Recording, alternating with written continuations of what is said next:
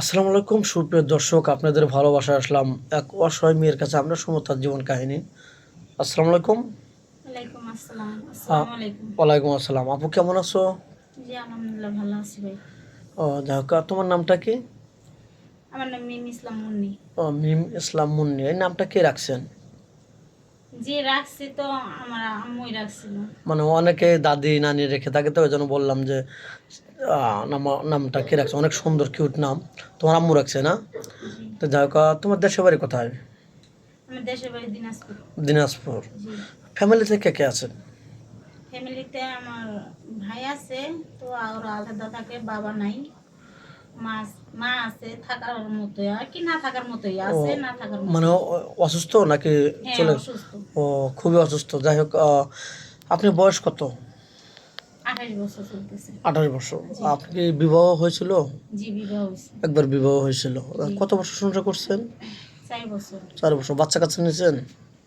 যে একটা বাচ্চা ছিল, কিন্তু এখন আমার কাছে নেই। ও তার আব্বু নিয়ে চলে গেছে। জি তো যাই হোক, 28 বছর বয়স। আর কি কি জন্য চলে আসলেন বলা ফ্যামিলির যায়? বিষয় নিয়ে অনেক ঝামেলা হয়েছিল, ঝগড়াঝাটি হয়েছিল, ও এই জন্যই আর কি ডিভোর্স করছি।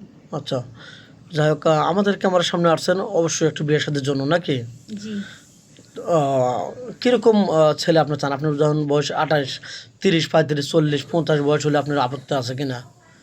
না এরকম কোনো আপত্তি নাই, কিন্তু ওই যে স্বামী আছে মানে বউ থাকা যাবে না। হ্যাঁ আমাকে বিয়ে করতে পারে, একটাই শর্ত, কিন্তু ওনার বউ যদি থাকে তাহলে আমি রাজি হব না। ছেলে মেয়ে থাক সমস্যা নাই, কিন্তু বউ থাকলে হবে না। কারণ সে দুজনকে চালাতে পারে। আমাদের মুসলমানের 4টা বিয়ে করার রাইট আছে। সে দুজনকে চালাতে পারবে, খেয়াল খুশি মতো রাখতে পারবে, কাপড় চোপড় ভরণ পোষণ করতে পারবে, তাহলে তো আপত্তি থাকার কথা না জি ভাই নাকি? আপনি বলছেন এটা ঠিক আছে, কিন্তু এটা আমার জন্য সমস্যা, আমি এটা চাই না। মানে আপনি চাচ্ছেন যে একটা মেয়ে হয়ে আর একটা মেয়ের জীবন নষ্ট করবেন না, জি ওটা দেখতে পারবেন না। যেমন আমিও মেয়ে, সেও মেয়ে।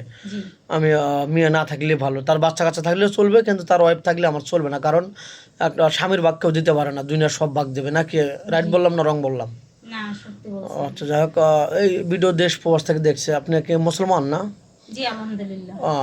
নামাজ কালাম তো পড়া হয়। আলহামদুলিল্লাহ আপনি কি রান্না করতে ভালোবাসেন?